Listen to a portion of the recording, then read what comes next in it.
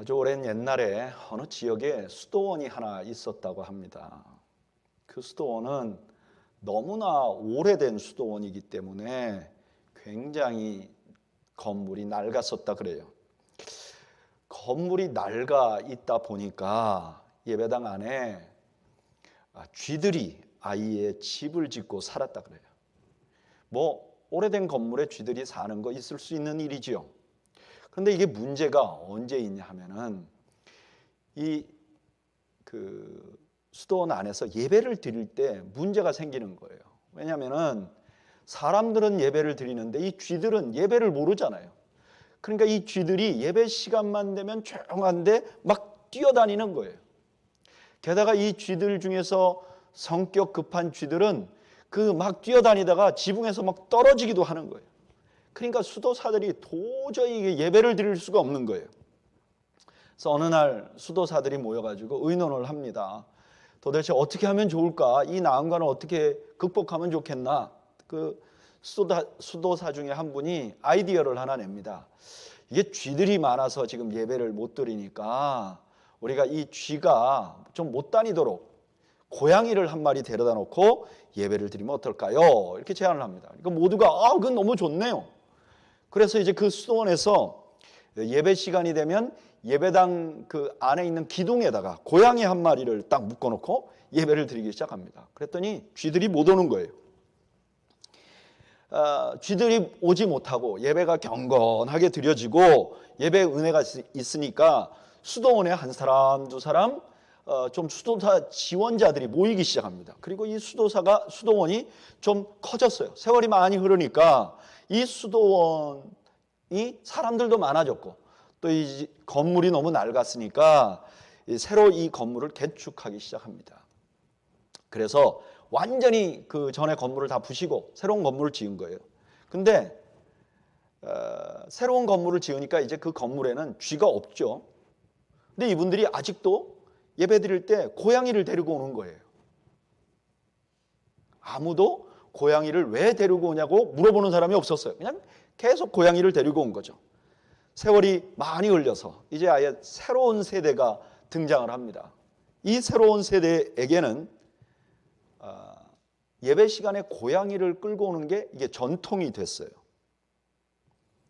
그리고 시간이 더 흐르니까 이 새로운 세대는 고양이와 예배의 관계를 연구하기 시작합니다. 그리고 그 중에 똑똑한 사람은 논문을 쓰는 거예요. 고양이와 거룩한 예배와의 관계. 고양이를 몇 번째 기둥에 묶을 때 은혜가 되는가? 고양이 울음소리와 영성과의 관계. 누가 지어낸 얘기죠. 본질은 온데간데 없어져 버리고 전통만 남아있는 오늘 본문에 예수님에게 나온 사람들이 있는데 그 사람들이 이와 비슷한 사람들이에요. 오늘 본문 들어가기 전에 이 특별히 유대인들이 있잖아요. 이 유대인들은 자기들이 굉장히 특별한 백성이라고 생각했던 사람들이에요. 왜 그렇게 유대인들이 특별한가? 이런 질문을 하면 이분들은 이렇게 대답해요. 우리가 말씀을 먼저 받았기 때문이다. 이건 모두가 다 공인하는 거예요. 그래서 로마서 3장 1절 2절에 보면 사도 바울이 이렇게 말해요. 그런즉 유대인의 나음이 무엇이며 할례의 유익이 무엇이냐? 범사에 많으니 우선은 그들이 하나님의 말씀을 맡았습니다. 이건 모두가 공통적으로 생각하는 거예요. 유대인의 특별함이 뭐냐? 하나님의 말씀을 가진 것이다. 그러니까 유대인들은 자기들이 특별한 백성이라는 증거가 율법이었어요. 율법을 가진 것이었어요. 그래서 이 율법은 유대인의 정체성을 가늠하는 그런 중요한 잣대가 됩니다. 예를 들면 어떤 사람이 혈통으로는 유대인으로 태어났어요. 아버지가 유대인이고 어머니가 유대인이에요. 그런데 이분이 율법대로 살기를 거절하면 이분은 유대인이 안 되는 거예요. 반대로 어떤 사람이 유대인으로 태어나지도 않았는데 율법을 지키면 그는 유대인이 되는 거예요. 그러다 보니까 이 유대인들이 율법을 볼 때 율법 중에서 일반적으로 도덕을 말하는 율법보다는 유대인의 정체성에 관한 율법을 조금 더 중요하게 생각한단 말이에요. 예를 들면 우리 모두가 다 지켜야 되는 율법 있잖아. 내 이웃에게 친절하게 대하라. 이런 거는 점점 약화되는 거예요. 그 반대로 안식일법이라든지 정결 음식이라든지 그다음에 유대인들의 음식법 같은 거는 유대인들이 어떤 사람이냐를 나타내니까 점점 강화되는 거예요. 그런데 사실 유대인이 누구냐고 말하는 그 율법을 지키는 게 그렇게 쉽지 않았어요. 왜냐하면 좀 애매한 게 많아요. 예를 들면 안식일에 일을 하지 말라 그러면 그럼 일이 뭐냐? 이런 게 참 어려운 문제예요. 그래서 사람들이 세대를 거듭하면서 그 애매한 것들을 연구하고 그 기준을 정해주는데 노력을 합니다. 이런 게 데이터베이스가 쌓이는 것을 뭐라고 부르느냐? 장로들의 유전이라 이렇게 말합니다. 여기 장로들의 유전이라는 표현이 성경에 나오는데 이것은 장로님들, 뭐 오늘날 우리 교회 장로님들이 가지고 있는 유전 이런 게 아니라 유대인들이 율법 중에서 특별히 유대인의 정체성에 관한 율법을 어떻게 하면 잘 지킬 수 있는가를 연구하고 그 쌓여진 데이터를 장로의 유전이라고 부르는 거예요. 그래서 이 장로의 유전에는 유대인이 유대인답게 보이기 위한 율법 조항을 지키기 위해서 어떻게 하면 좋은가라는 조항이 수도 없이 많았어요. 근데 문제는 여기까지는 좋았어요. 그런데 문제는 시간이 점점 흐를수록 사람들이 이 조항과 율법 자체를 동일한 무게로 놓는 거예요. 심지어는 율법보다 더 중요하게 놓기도 해요. 그래서 이 장로의 유전을 연구하고 이걸 지켜나가고 이거를 우리가 어떻게 실행해 나갈까를 연구해 나가는 것이 우리에게 매우 중요하다고 생각하는 사람들이 바리새파들이에요. 그런데 오늘 본문에 보니까 바리새인들이 예수님 앞에 나왔다 그래요. 마가복음 7장 1절에 바리새인들과 또 서기관 중에 몇이 예루살렘에서 와서 예수께 모였다가 그림이 그려지시죠? 근데 2절에 이 바리새인들이 아주 못마땅하게 생각할 일이 벌어져요. 2절 보면 그의 제자 중 몇 사람이 부정한 손 곧 씻지 아니한 손으로 떡을 먹는 것을 보았더라. 예수님의 제자들이 떡 먹을 때 손을 안 씻었다는 거예요. 이게 왜 그렇게 그 사람들에게 못마땅하게 보일까? 그 이유를 3절 4절에서 설명을 하죠. 3절 바리새인들과 모든 유대인들은 장로들의 전통, 여기 나오죠. 장로들의 전통을 지키어 손을 씻지 않고는 음식을 먹지 아니하며 또 시장에서 돌아와서도 물을 뿌리지 않고서는 먹지 아니하며 그 외에도 여러 가지를 지키어 오는 것이 있으니 잔과 주발과 녹그릇을 씻음이로라. 이 사람들이 이런 전통이 있다는 거예요. 근데 사실이요, 이 손 씻는 유전은 원래 모든 백성이 하던 게 아니에요. 원래 성경에는 제사장들만 하던 거예요. 출애굽기 30장 18절 19절에 보면 이런 말씀이 있어요. 너는 물두멍을 노수로 만들고 그 받침도 노수로 만들어 씻게 하되 그것을 회막과 제단 사이에 두고 그 속에 물을 담으라. 아론과 그의 아들들이 그 두멍에서 수족을 씻대. 그러니까 원래 이거는 제사장들이 제사하기 전에 씻는 건데 유대인들이 이걸 확대한 거예요. 어떻게 하면 유대인다울 수 있냐? 손 씻어야 된다. 이렇게 해서 이제 확대하고 그 다음에 더 강화한 거예요. 그래서 누구든지 나갔다 들어오면 무조건 손을 씻어라. 이걸 아주 중요하게 생각하는 사람들이 바리새인들이라는 거예요. 그러니까 당연히 그걸 보고 못마땅해서 가만히 안 있는 거죠. 5절에 이에 바리새인과 서기관들이 예수께 묻되 어찌하여 당신의 제자들은 장로들의 전통을 준행하지 아니하고 부정한 손으로 떡을 먹나이까? 예수님에게 챌린지를 하는 거죠. 어떻게 이렇게 할 수 있냐? 그랬더니 예수님께서 그들의 문제를, 그렇게 질문하는 사람의 문제를 두 가지로 대답을 해줍니다. 첫째, 6절에 이렇게 말해요. 이르시되 이사야가 너희 외식하는 자들에 대하여 잘 예언하였도다. 기록하였으되 이 백성이 입술로는 나를 공경하되 마음은 내게서 멀도다. 그래? 손 씻는 거 그렇게 중요해? 근데 문제는 마음이 없이 하는 게 진짜 중요할까? 이렇게 딱 던지는 거예요. 그리고 예수님께서는 두 번째로 그들이 말하고 있는 장로의 유전이 사람이 만들었다는 것을 깨닫게 만들어줍니다. 7절부터 사람의 계명으로 교훈을 삼아 가르치니 나를 헛되이 경배하는도다 하였느니라. 8절 너희가 하나님의 계명은 버리고 사람의 전통을 지키느니라. 그리고 9절에 결정적인 말씀을 하십니다. 또 이르시되 너희가 전통을 지키려고 하나님의 계명을 잘 버리는도다. 저버리는도다. 그리고 나서 예수님께서 10절부터 13절까지 두 번째 대답한 말씀, 율법은 하나님이 주신 것이지만 너희가 말하는 장로의 유전은 사람이 만든 거 아니냐. 그런데 너희가 하나님의 율법을 버리고 사람의 유전을 더 중요하게 생각하느냐 하는 것에 대해서 예를 하나 듭니다. 이게 마가복음 그리고 유대인들이 글을 쓰는 방법의 대표적인 패턴이에요. 우리는 이렇게 말하잖아요. 첫째, 둘째, 대지를 말하면 그 다음에 다시 첫째, 둘째 이렇게 말하는데 유대인들이나 특별히 마가복음은 이렇게 말해요. 첫째, 둘째, 셋째 이렇게 말해요. 그냥 첫 번째 말한 것에 대한 대답을 뒤로 미루고 지금 두 번째 말한 것에 대한 대답을 바로 주는 거예요. 그 대답이 뭐냐? 10절부터 나와 있죠. 제가 한번 읽어볼게요. 10절부터 13절까지. 모세는 내 부모를 공경하라 하고 또 아버지나 어머니를 모욕하는 자는 죽임을 당하리라 하였거늘 너희는 이르되 사람이 아버지에게나 어머니에게 말하기를 내가 드려 유익하게 할 것이 고르반 곧 하나님께 드림이 되었다고 하기만 하면 그만이라 하고 자기 아버지나 어머니에게 다시 아무것도 하여 드리기를 허락하지 아니하여 너희가 전한 전통으로 하나님의 말씀을 폐하며 또 이 같은 일을 많이 행하느니라 하시고 그 대표적인 예가 고르반이라는 거예요.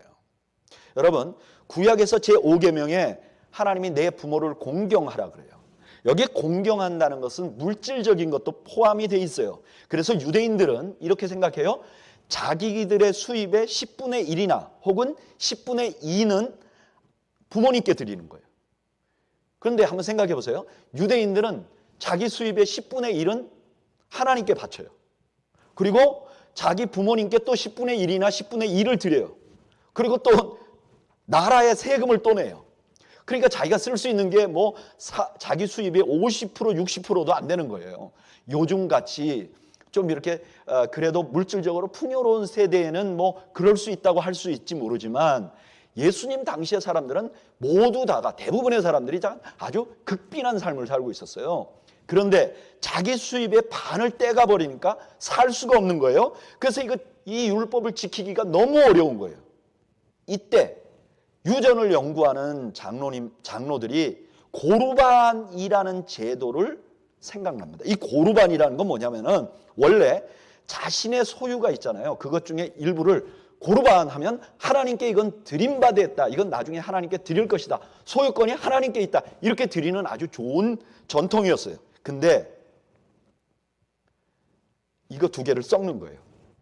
그래서 자기의 소유를 고르반이라고 하면 그 소유를 여전히 내가 가지고 있으면서도 다른 의무에서 이제 벗어난다 이렇게 가르친 거예요.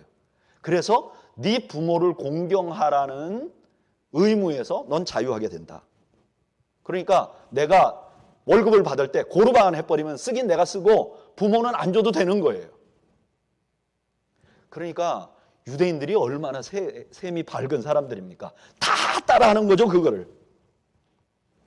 그거를 예수님이 지적한 거예요. 너희들이 유전을 따르느라 내 부모를 공경하라는 하나님의 말씀을 저버린 거예요. 왜 이렇게 했을까요? 제가 처음 말씀드린 것처럼 유대인들은요, 율법 중에서 모든 민족이 지켜야 될 율법에 대해서는 관심을 줄여요. 그리고 유대인의 정체성에 관한 것만 자꾸 강조하는 거예요. 그러다 보니까 이런 우를 범한 거죠. 근데 이거는 너무나 분명하니까 바리새인과 서기관들이 여기서 반박을 아무도 못합니다. 이거 다 그냥 너무나 분명하니까. 그리고 13절의 마지막에 예수님이 이러죠. 이게 하나만 있는 게 아니라 굉장히 많지 않니? 여러분, 그런데 가만히 생각해 보면요, 이런 비슷한 현상이 오늘 우리에게도 그대로 일어납니다. 오늘도 10계명 중에 5계명은 똑같은 대우를 받아요. 여러분, 5계명이 분명히 하나님의 뜻이에요. 우리가 부모에게 순종해야 돼요. 그리고 부모가 나이가 들면 물질로 공경해야 돼요. 제가 예전에 청년들을 담당할 때 결혼하기 전 청년들에게 이렇게 가르쳤어요. 여러분, 나중에 여러분들이 수입이 생기면 그 수입의 10분의 1은 하나님께 드리십시오. 11조 생활을 하십시오. 그렇게 하면 여러분들이 돈의 노예가 되지 않도록 만들어 줄 것입니다. 두 번째, 여러분들의 수입의 10분의 1을 부모님께 드리십시오. 그러면 하나님께서 여러분들의 쓸 것을 채울 것입니다. 제가 이렇게 가르치잖아요. 뭐 설교를 하면 대답을 안 하지만 성경 공부 시간에 이렇게 가르치면 말이 굉장히 많아요. 목사님, 그렇게 2번이나 내면 우리는 생활이 안 돼요. 그러는 사람도 있고, 목사님, 저는 어려서 아버지 어머니한테 너무 상처를 많이 받아갖고 이제 그럴 마음이 없어요. 어떤 분들은 엄마 아빠가 나 신앙생활하는 거 반대해가지고 서로 보지도 못하는데 그걸 어떻게 합니까? 여러분, 물론 이런 가르치면 예외가 있죠. 예를 들면 지금 사회보장제도가 너무 잘된 나라들은 부모님에게 드리지 않아도 될 수 있죠. 또 부모님이 재산이 너무 많은 사람도 있을 수 있지요. 그러나 그 중심은 변함이 없는 거예요. 그 중심을 얘기하는 거예요. 그런데 너무나 많은 크리스천들이 자신이 부모를 올바로 섬기지 않는 것을 심각하지 않게 생각해요. 제가 한국에 있을 때 보면 아주 신실한 자매들이 모여서 시월드 이런 얘기를 하면서 시부모님들을 모욕하는데 그러면서도 하나님을 절대 두려워하지 않아요. 이거 제가 직접 본 거예요. 아주 신실한 형제들이 모여가지고 자기와 부모님과의 관계가 지금 단절돼 있다. 근데 내가 어떤 노력도 안 한다. 그것을 자랑스럽게 말하는 것이죠. 하나님을 한 번이라도 생각했으면 그렇게 할 수 없죠. 여러분, 우리가 상황은 달라요. 또 부모님들이 다 뭐 거룩한 분들이 아니니까 우리가 어려서 상처를 받을 수도 있고 관계가 깨질 수도 있어요. 그러나 그것이 최소한 마음 아파야죠. 하나님의 계명이니까 우리가 마음 아파는 해야죠. 그게 당연하다고 생각하면 그게 믿음이 있는 것이 아니죠. 하나님 두려움이 없어진 거죠.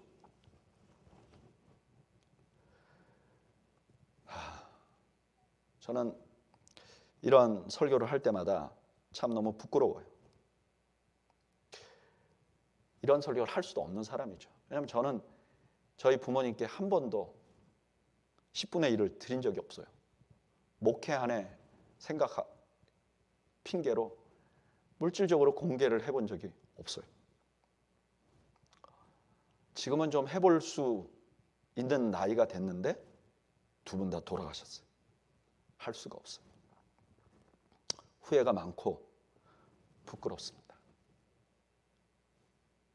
그러나 제가 이 설교를 할 수밖에 없는 것은 여러분, 이게 하나님의 뜻이기 때문이에요. 저는 부끄럽고 차마 이 말씀을, 이 설교를 할 수 있는 자격도 없지만, 그러나 하나님께서 하신 말씀을 우리가 마음대로 망가뜨리고도 그것이 괜찮다고 믿는 것은 믿음이 아니죠. 그리고 우리는 전통을 성경처럼 지키는 것도 굉장히 많습니다.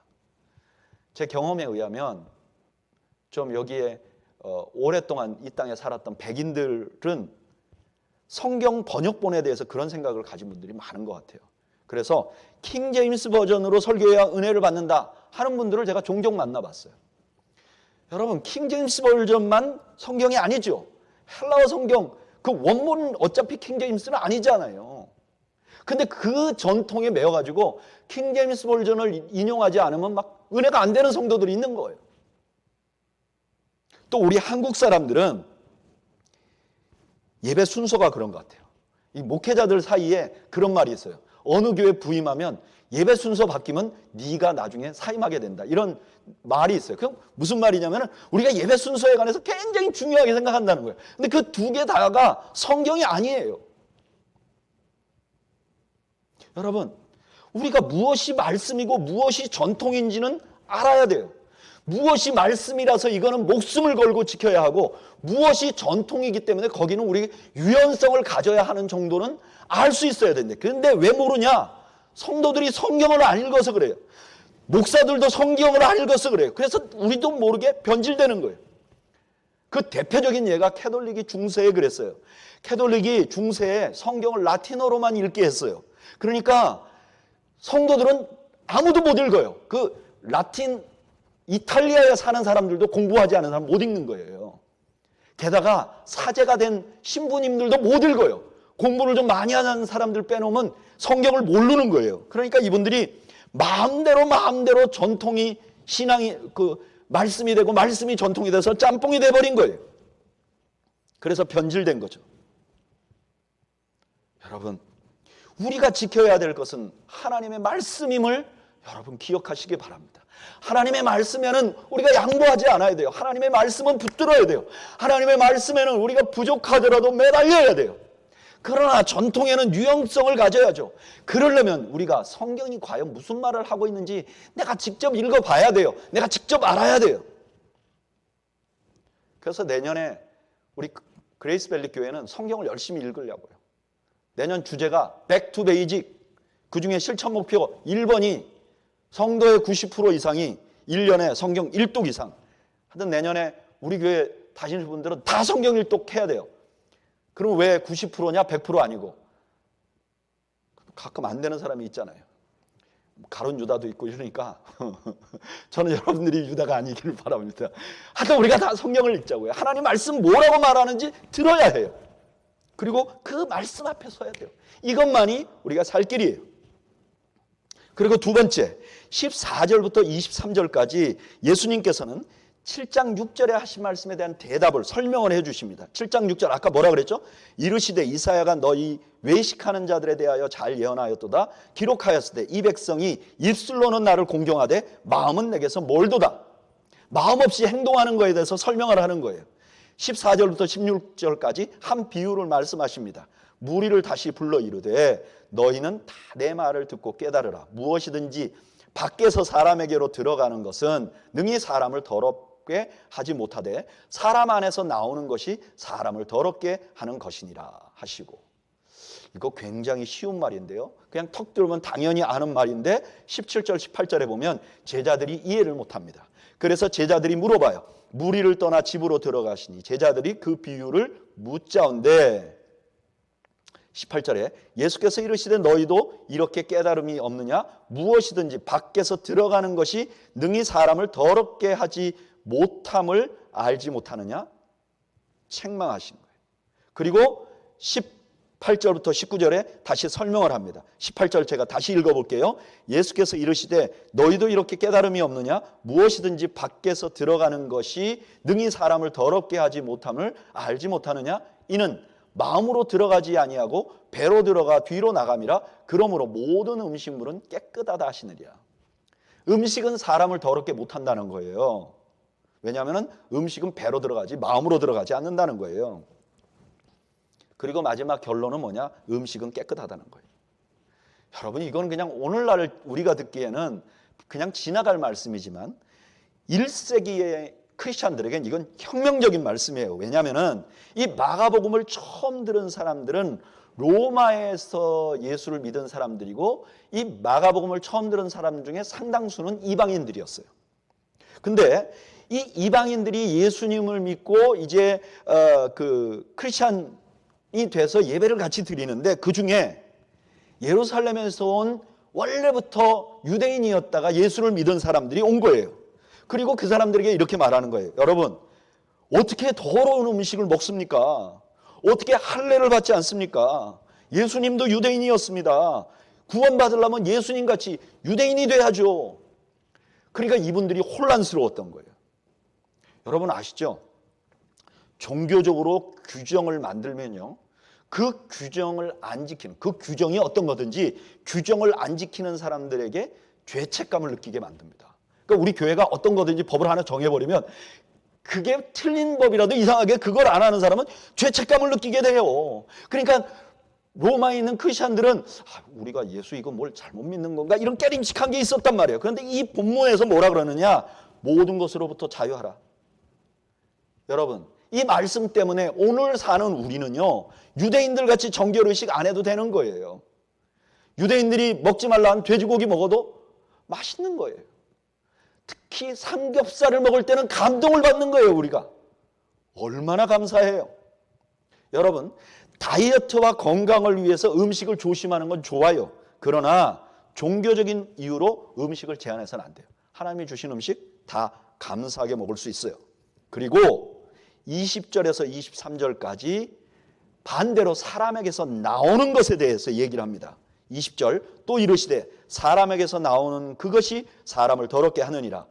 속에서 곧 사람의 마음에서 나오는 것은 악한 생각 곧 음란과 도둑질과 살인과 간음과 탐욕과 악독과 속임과 음탕과 질투와 비방과 교만과 우매함이니 이 모든 악한 것이 다 속에서 나와서 사람을 더럽게 하느니라. 이거 누가 봐도 악한 거죠. 누군가가 악한 행동을 하잖아요. 그럼 우리가 그 사람을 감옥에 보내든가 아니면 비난하잖아요. 모두가 다 동의하는 거죠. 이거 잘못된 거다. 그런데 여러분, 이 리스트를 딱 보면요, 실제 범죄가 되는 게 있고요, 그 다음에 도덕적인 영역에 있는 게 있고, 그 다음에 심지어 마음속에서 일어나는 일까지 포함하고 있는 거예요. 그러니까 이게 딱 듣는 사람이 이게 구약보다 더 강화된 것 같아요. 또 이방 종교에서 요구하는 것보다 더 지키기가 어려운 걸 예수님이 제안하는 것 같아요. 그러니까 약간 기독교는 자유를 주는 것이 아니라 더 옥죄는 것 같아요. 기독교는 율법 종교에서 행동과 수행 종교에서 마음을 다 요구하는 것 같이 들려요. 더군다나 더 문제는 이 모든 것이 어디로부터 나온다는 거예요? 사람의 마음으로부터 나온다는 거예요. 예수님이 그러는 거죠. 진짜 문제는 너희 마음이 문제 아니야? 마음에서 나오는 행동들이 이렇게 막 너희를 불편하게 만들고 세상을 악하게 만드는 거 아니야? 이 말을 딱 들으니까 절망감이 느껴지는 거예요. 왜 절망감이 느껴지느냐? 제일 중요한 것은 우리 마음이 문제가 이미 있다는 걸 인지하는 거예요. 예레미야서 17장 9절에 뭐라 그러죠? 만물보다 거짓되고 심히 부패한 것은 마음이라. 여러분, 세상에 부패한 공무원들이나 세상에 나를 아프게 하는 어떤 사람보다 더 부패한 게 뭐냐? 내 마음이라는 거예요. 이 마음이 부패해 있으니까 이 부패한 마음은 끊임없이 죄악을 만들어내게 돼 있다는 거예요. 사도 바울은 로마서 1장 28절에 그것을 구체적으로 이렇게 설명하죠. 또한 그들이 마음에 하나님 두기를 싫어하며 하나님께서 그들을 그 상실한 마음대로 내버려 두사 합당하지 못한 일을 하게 하셨으니, 하나님이 그냥 부패했으니까 그냥 놔둬버렸다는 거예요. 그랬더니 어떻게 됐는가? 곧 모든 불의, 추악, 탐욕, 악의가 가득한 자요, 시기, 살인, 분쟁, 사기, 악독이 가득한 자요, 수군수군하는 자요, 비방하는 자요, 하나님께서 미워하시는 자요, 능욕하는 자요, 교만한 자요, 자랑하는 자요, 악을 도모하는 자요, 부모를 거역하는 자요, 우매한 자요, 배약하는 자요, 무정한 자요, 무자비한 자라. 그들이 이 같은 일을 행하는 자는 사형에 해당한다고 하나님께서 정하심을 알고도 자기들만 행할 뿐 아니라 또한 그런 일들을 행하는 자를 옳다 하느니라. 이게 마음이 부패해버리니까 자기가 악한 일을 하고요, 또 더 문제는 악한 일을 하는 사람 보고 잘했다고 그런다는 거예요. 그러니까 너무 절망적이잖아요. 예수님이 하신 말씀이 분명히 옳은 말씀인데 그냥 지적한 거죠. 그러니까 이걸 듣는 사람들이 와, 그러면 이제 우리는 어떡하지? 우리는 어떻게 해야 될까? 그런 우리들에게 예수님의 제자인 사도 베드로가 참 중요한 해결점을 하나 제안을 해줍니다. 오늘 본문 마가복음은 예수님께 대적하는 바리새인과 서기관에게 말했기 때문에 이 얘기는 그들의 잘못을 지적하는 것으로 끝납니다. 그런데 사도 베드로는 함께 신앙생활하는 크리스찬들에게 이것을 극복할 수 있는 방법을 알려줍니다. 우리가 마음이 죄악되고 그래서 악한 행동을 계속 할 수밖에 없는 우리들에 대해서 그걸 해결할 수 있는 방법을 얘기해 줍니다. 그게 사도행전 15장 8절이에요. 자, 8절 9절 너무나 중요한 말씀입니다. 제가 봉독해 드리겠습니다. 또 마음을 아시는 하나님이 우리에게와 같이 그들에게도 성령을 주어 증언하시고, 그러니까 이방인들이죠. 그들에게 성령을 주어 증언하시는데 9절에 믿음으로 그들의 마음을 깨끗이 하사. 이 만물보다 더 부패한 것이 마음인데 이 마음을 깨끗하게 하는 방법이 하나 있다는 거예요. 그게 뭐냐? 믿음이라는 거예요. 믿음. 믿음이 우리 마음을 깨끗하게 해버린다는 거예요. 그럼 이런 생각이 들잖아요. 아니 그러면 믿음이 어떻게 우리 마음을 깨끗하게 해줘요? 사도 바울이 이걸 로마서에서 설명했죠. 어떻게 해서 믿음이 우리 마음을 깨끗하게 해주는가? 로마서 5장 5절 제가 읽어보겠습니다. 로마서 5장 5절. 오늘 불러드리는 성경 말씀은 여러분들이 메모를 해놓으시면 신앙생활에 참 도움이 될 거예요. 먼저 사도행전 15장 8절에서 그 다음에 로마서 5장 5절 제가 읽어드릴게요. 소망이 우리를 부끄럽게 하지 아니함은 우리에게 주신 성령으로 말미암아 하나님의 사랑이 우리의 마음에 부음받았다. 아까 성령을 주어 증언하시고 똑같죠. 그 다음에 하나님의 사랑이 어디에 부어졌냐? 우리 마음에 부어졌다는 거예요. 하나님의 사랑이 우리 더러운 마음에 확 부어지니까 그게 소망이 된다는 거예요. 그러면 하나님의 사랑이 부어졌다는 하나님의 사랑이 뭐냐? 그게 6절부터 나오는 거죠. 우리가 아직 연약할 때 기약대로 그리스도께서 경건하지 않은 자를 위하여 죽으셨도다. 의인을 위하여 죽는 자가 쉽지 않고 선인을 위하여 용감히 죽는 자가 혹 있거니와 우리가 아직 죄인 되었을 때 그리스도께서 우리를 위하여 죽으심으로 하나님께서 우리에게 대한 자기 사랑을 확증하셨느니라. 더러운 마음에 성령으로 말미암아 하나님의 사랑이 부어졌는데 그 사랑이라는 게 뭐냐? 십자가라는 거예요. 우리가 아직 죄인 되었을 때 하나님이 우리를 사랑하셔서 자기 아들을 십자가에 못 박았다는 거예요. 이게 우리 마음에 확 부어졌단 말이에요. 근데 이게 믿어지면 어떤 현상이 벌어지느냐? 에베소서 3장 17절. 에베소서 3장 17절 제가 읽어드릴게요. 믿음으로 말미암아 그리스도께서 너희 마음에 계시게 하시옵고. 우리가 그 사실을 믿어버리면 그 예수님께서 우리 마음에 거주해버린다는 거예요. 이해가 되시죠? 예수님이 나를 위하여 죽으셨다는 것을 믿으면 그 예수님이 우리 마음에 거주해버린다는 거예요. 그러면 그 예수님이 우리 마음에 들어오면 그분의 뜻을 따르고 싶어진다는 거예요. 이건 이런 현상이에요. 제가 제자 훈련할 때마다 예화로 드는 예화인데 어떤 청년이 평소에 파일로트가 되고 싶었어요. 하늘을 나는 파일로트가 되고 싶은 거예요. 그래서 열심히 학교를 다니는데 어느 날 방학 때 바다에 가서 바다에서 수영을 하다가 빠져 죽을 뻔한 거예요.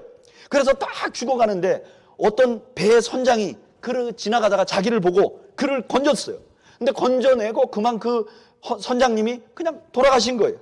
그러니까 이 청년이 너무너무 고마운 거예요. 자기를 이렇게 구해주고 돌아가신 그 선장님이 너무너무 고마운 거예요. 그리고 생각해 보니까 그 선장님이 마음속에 꿈이 있었어요. 이 배를 통해서 선장님이 꿈꾸던 게 있었어요. 그래서 이 살아난 청년이 그 은혜가 너무 감사해가지고 이제는 파일로트가 아니라 그 선장님이 바라는 대로 자기가 살아가기 위해서 배 선장이 되기로 바꾸는 거죠. 자기의 꿈이 은혜를 많이 받은 그 사람에 의해서 자발적으로 꺾이고 자발적으로 그분의 뜻을 받아들이는 거예요. 이것을 성경은 이렇게 표현해요. 로마서 5장 21절. 이는 죄가 사망 안에서 왕노릇한 것 같이 은혜도 또한 의로 말미암아 왕노릇하여. 우리가 믿기 전에 죄가 우리를 막 지배하듯이 은혜가 이번에는 우리를 지배한다는 거예요. 그런데 이렇게 예수님이 우리 마음속에 들어오면 이런 생각이 들잖아요. 믿고 나면 이제 난 모든 것이 좋아지겠지. 근데 이상하게 예수 믿고 나면 오히려 갈등이 생겨요. 왜 갈등이 생기는가? 예전에는 우리 안에 육신만 있었어요. 그래서 죄를 지어도 양심의 가책 외에는 특별하게 우리를 이렇게 죄책감 느끼게 하는 게 없어요. 그리고 이 양심의 가책이라는 게 우리가 우리를 너무 사랑하기 때문에 시간이 지나면 그래 너 괜찮아. 양심이 그냥 말해버려요. 너 괜찮다고. 그러니까 그냥 우리가 살아가는 거예요. 근데 주님을 만나고 나니까 자꾸 말씀에 부딪히는 거예요. 주님의 뜻에 부딪히는 거예요. 그러면 죄를 중단해버리면 되는데 우리가 그동안 죄악에 젖어 살고 인류 가운데 젖어 있는 그 죄악의 뿌리가 너무 깊어갖고 우리가 가던 탄력 이거를 중지를 못하는 거예요. 그러니까 어떻게 되느냐? 내 안에 예수 그리스도가 계셔서 그 하나님의 뜻과 그 다음에 내가 죄 짓던 그 관성이 같이 안에서 내 안에서 갈등이 생기는 거예요. 그러니까 교회에서 신앙생활을 하고 예수를 믿으면 그때부터 갈등이 시작되는 거예요. 그것을 로마서 7장 23절에 사도 바울은 이렇게 말해요. 내 지체 속에서 한 다른 법이 내 마음의 법과 싸워 내 지체 속에 있는 죄의 법으로 나를 사로잡는 것을 보는도다. 오라 나는 공고한 사람이로다. 이 사망의 몸에서 누가 나를 건져내랴. 우리 주 예수 그리스도로 말미암아 하나님께 감사하리로다. 그런즉 내 자신이 마음으로는 하나님의 법을 육신으로는 죄의 법을 섬기노라. 이렇게 갈등을 하는 거예요. 그런데 이렇게 갈등하는 우리가 좌절하지 않을 수 있는 이유가 있어요. 왜냐하면 우리가 하나님 예수 그리스도의 은혜로 구원을 받고 나잖아요. 그러면 우리 안에 예수님이 거주하셔서 우리가 내적으로 갈등이 생기게 되죠. 그런데 우리가 절대로 낙심할 필요가 없는 것이 이 예수 믿고 나서 가는 과정이 어떻게 되는가? 제일 먼저 첫 번째 스텝이 뭐냐면은 주님이 우리 안에 거하시면요, 첫 번째 스텝이 정죄가 없어져요. 로마서 8장 1절. 그러므로 이제 그리스도 예수 안에 있는 자에게는 결코 정죄함이 없나니. 예수 믿음으로는 정죄를 못하는 거예요. 그리고 8장 33절에는 더 강력해요. 이렇게 말해요. 누가 능히 하나님께서 택하신 자들을 고발하리요. 의롭다 하신 이는 하나님이시니 누가 정죄하리요. 죽으실 뿐 아니라 다시 살아나신 이는 그리스도 예수시니 그는 하나님 우편에 계신 자요 우리를 위하여 간구하는 자신이라. 그 다음에 첫 번째는 우리가 정죄가 없어져요. 그러니까 법적으로 우리는 자유해지는 거예요. 두 번째로 그리스도가 우리 안에 거하시면 그 우리 안에 거하시는 그 그리스도의 영이 그냥 가만히 있는 게 아니라 우리를 위하여 기도해요. 우리를 위하여 응원해요. 로마서 8장 9절에 만일 너희 속에 하나님의 영이 거하시면 너희가 육신에 있지 아니하고 영에 있나니 누구든지 그리스도의 영이 없으면 그리스도의 사람이 아니니라. 그리스도의 영이 우리 안에 거하신다는 거예요. 거하시는 영이 가만히 있는 게 아니라 로마서 8장 26절 이와 같이 성령도 우리의 연약함을 도우시나니 우리는 마땅히 기도할 바를 알지 못하나 오직 성령이 말할 수 없는 탄식으로 우리를 위하여 친히 간구하는 거예요. 예수 믿게 되면 정죄가 없어지고 그 다음에 우리 안에 있는 성령이 막 우리를 돕는다는 거예요. 제대로 가도록. 그리고 마지막으로는 로마서 8장 39절에 결정적인 말씀을 하세요. 높음이나 깊음이나 다른 어떤 피조물이라도 우리를 우리 주 그리스도 예수 안에 있는 하나님의 사랑에서 끊을 수 없으리라. 하나님이 안 놓는다는 거예요. 그러니까 우리가 다시 옛날로 돌아갈 수 없다는 거예요. 구원받으면 하나님이 끌고 결국은 천국까지 가게 만든다는 거예요. 그러니까 구원이라는 게 우리의 손에 달린 게 아니라 하나님의 은혜에 달린 거죠. 하나님이 붙들고 가니까. 이게 믿음에서 일어나는 비밀이에요. 그러면 우리는 뭘 해야 되죠? 우리는 그냥 가만히 있으면 되나요? 우리가 뭘 해야 되는지를 알려주는 말씀이 로마서 12장 1절부터 2절까지예요. 로마서 12장 1절, 2절 한번 읽어볼게요. 그러므로 형제들아 내가 하나님의 모든 자비하심으로 너희를 권하노니 너희 몸을 하나님이 기뻐하시는 거룩한 산 제물로 드리라. 이는 너희가 드릴 영적 예배니라. 너희는 이 세대를 본받지 말고 오직 마음을 새롭게 함으로 변화를 받아 하나님의 선하시고 기뻐하시고 온전하신 뜻이 무엇인지 분별하도록 하라. 딱 두 가지를 말씀하세요. 첫째 뭐죠? 우리를 산 제물로 드리는 거예요. 내가 자꾸 죽는 거예요. 매일 구약시대 때 매일 제사 드리듯이 우리가 매일 우리 자신을 죽여야 되는 거예요. 두 번째, 마음을 새롭게 해야 되는 거예요. 여러분, 마음을 새롭게 하면 어떻게 되죠? 우리 마음에 맨 처음에 새롭게 해버리면 어디로 돌아갈까요? 하나님의 은혜가 부어진 곳으로 돌아가겠죠. 그 하나님의 은혜의 핵심은 뭐였죠? 하나님이 사랑이 우리를 위하여 예수 그리스도를 십자가에 못 박았다는 거 아니에요. 어떻게 구원받았는지를 자꾸 묵상하게 되는 거잖아요. 그러면 은혜가 지배가 되는 거예요. 그러면 우리 마음이 깨끗해졌기 때문에 우리 삶이 달라지는 거예요. 이것이 복음이 주는 새로운 도덕이에요. 복음이 주는 새로운 윤리의 방법이에요. 세상의 윤리는 겉으로부터 닦아요. 근데 그리스도 안에서는 속이 변화돼 버려요. 그리고 그 은혜를 자꾸 기억하면 우리가 나도 모르는 사이에 그 은혜 안에서 우리가 자꾸 변화되는 거예요. 사랑하는 성도 여러분, 우리가 올바로 신앙생활 하려면 방법이 우리가 말씀으로 돌아가야 돼요. 그리고 십자가의 은혜를 매일 기억해야 돼요. 그러면 나도 모르게 예전에는 탐욕이 있었는데 그게 조금씩 사라지고, 예전에는 미움이 있었는데 그게 조금씩 사라지고, 예전에는 죄악이 있었는데 그런 것들이 조금씩 사라지면서 우리가 변화가 된다는 거예요. 그럼 우리 공동체는 뭐 하는 건가?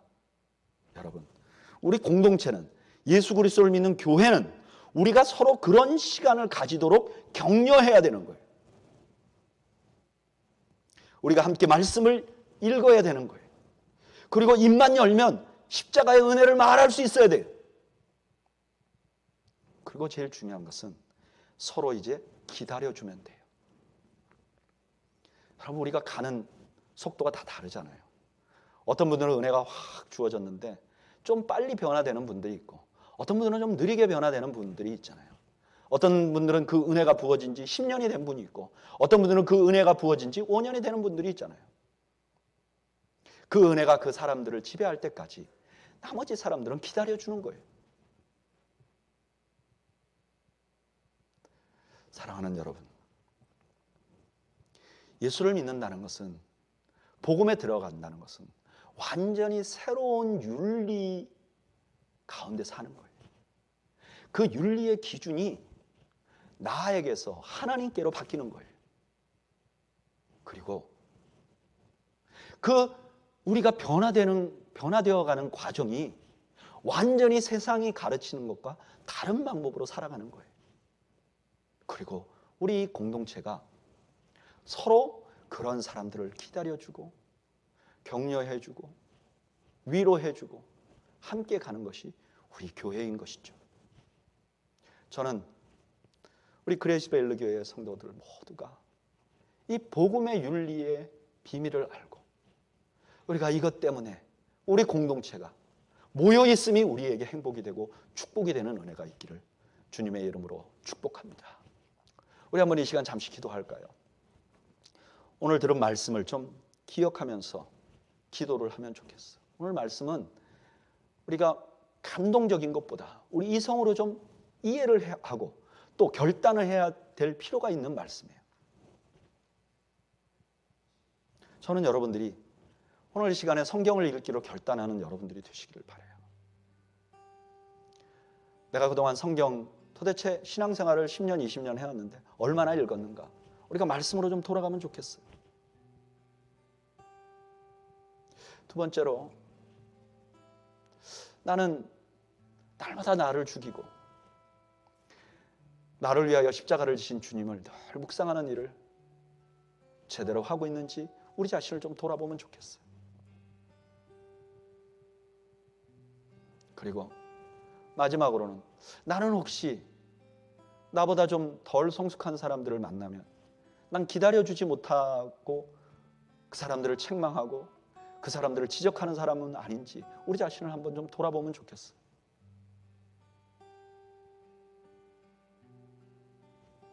이렇게 세 가지로 우리 자신을 돌아보고, 마지막으로는 우리 그레이스밸리 교회를 위해서 기도하면 좋겠어요. 우리 교회가 이 복음의 윤리로 정말 복음이 어떤 역할을 하고 있는지를 정말 우리 모두가 경험하고 체험하는 교회가 될 수 있도록 도와달라고, 한번 이 시간에 하나님 앞에 기도하겠습니다. 기도하겠습니다. 그렇지.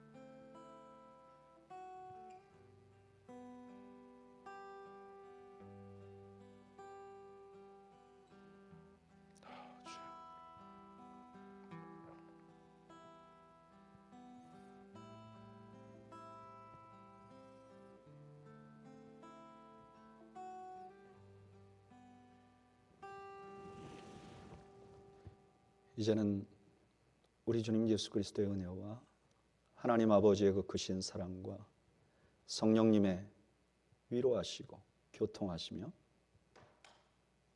우리를 변화시키시는 그 은혜가 오늘 주 앞에서 형식과 전통이 아니라 주의 말씀에 붙들리며 우리의 마음까지 변화를 받아 우리의 삶이 달라지는 것을 소원하는 주의 백성들 머리머리 위와 이들의 가정과 이들의 생업 위에 지금으로부터 영원 무궁토록 함께 있을지어다. 아멘.